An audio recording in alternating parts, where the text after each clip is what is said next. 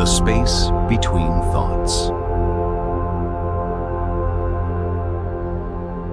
We live in a world that rewards thinking, planning, problem solving, analyzing.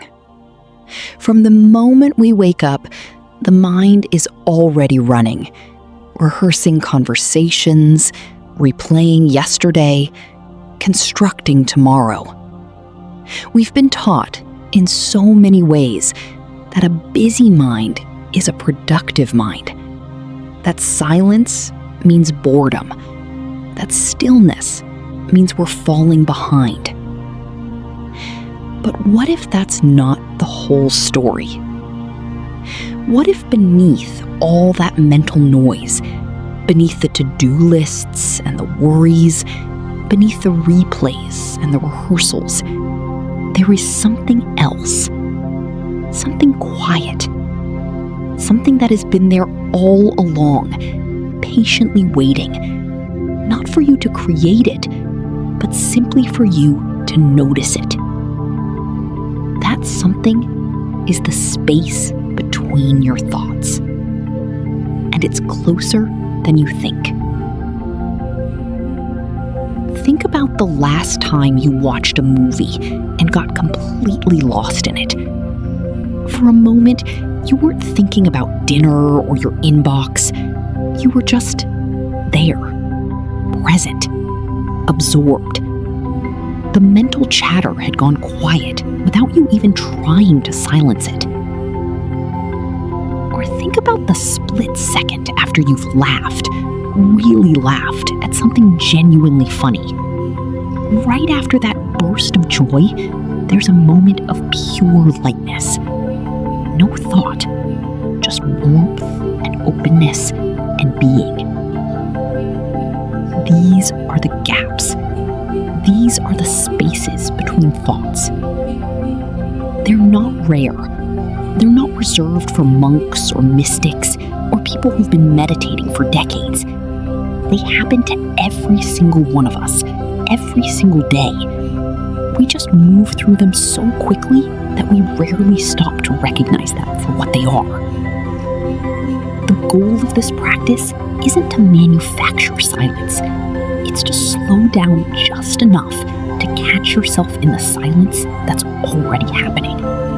Let's talk about the mind for a moment, not to judge it, but to understand it. The mind thinks. That's what it does. Just like the heart beats and the lungs breathe, the mind produces thoughts. It is not a flaw. It is not something to be ashamed of or fought against. When you sit down to meditate and thoughts keep coming, that's not failure. That's just the mind doing exactly what minds do. The mistake most people make when they first begin meditating is believing that the goal is to have no thoughts. They sit down, a thought appears, and immediately they feel like they've done something wrong. They try harder to push the thought away, and in pushing, they create more mental activity, more tension, more noise. But here's the truth. You don't have to stop your thoughts. You only have to notice the space around them. Imagine a clear blue sky.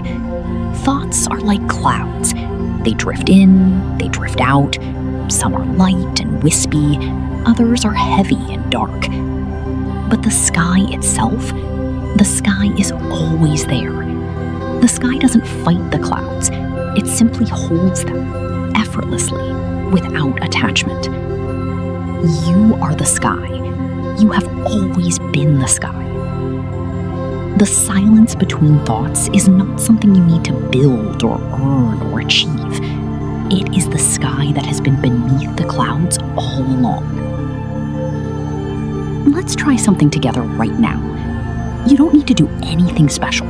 Just follow along, gently. Take a slow breath in and let it go. Now, bring your attention to your mind. Don't try to control it. Just watch it, the way you might sit on a park bench and watch people walk by. You're not chasing anyone, you're not stopping anyone, you're just observing. A thought appears. Maybe it's something you need to do later. Maybe it's a face, a feeling, a word. Just notice it. You don't need to follow it. You don't need to push it away. Just acknowledge. There's a thought. Now, here's the gentle shift. Instead of watching the thought itself, see if you can notice what comes just after it begins to fade. That moment when the thought has passed and the next one hasn't quite arrived yet. Right there. That pause. That breath of quiet between one wave and the next. It might last only a fraction of a second. That's perfectly fine. You're not trying to stretch it or hold on to it, because the moment you grasp for it, it slips away. Instead, you're just learning to recognize it, to say without words, "Oh, there it is." Each time you notice a gap, you're not creating something new. You're remembering something ancient, something that has always lived inside you. Section 5. Why this matters. You might be wondering, why does any of this matter? Why spend time noticing tiny pauses between thoughts when there are real things to deal with, real problems to solve, real life to live? Here's why.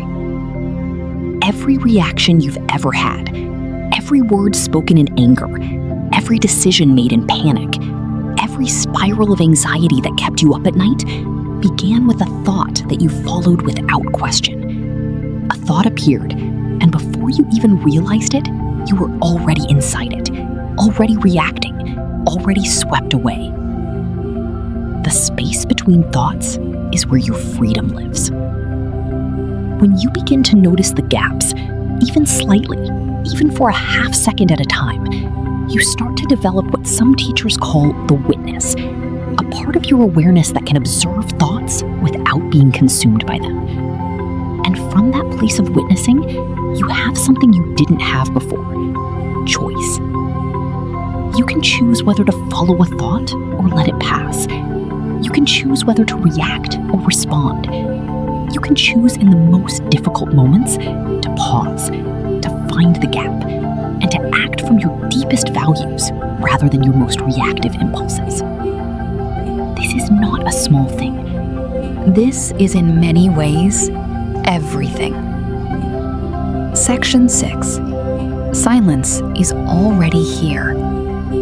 There's a common misunderstanding about meditation, that it's about going somewhere else, reaching some elevated state, escaping the noise of ordinary life, and arriving at a place of perfect, permanent peace. But silence isn't somewhere else. It isn't a destination. It's the ground beneath your feet right now.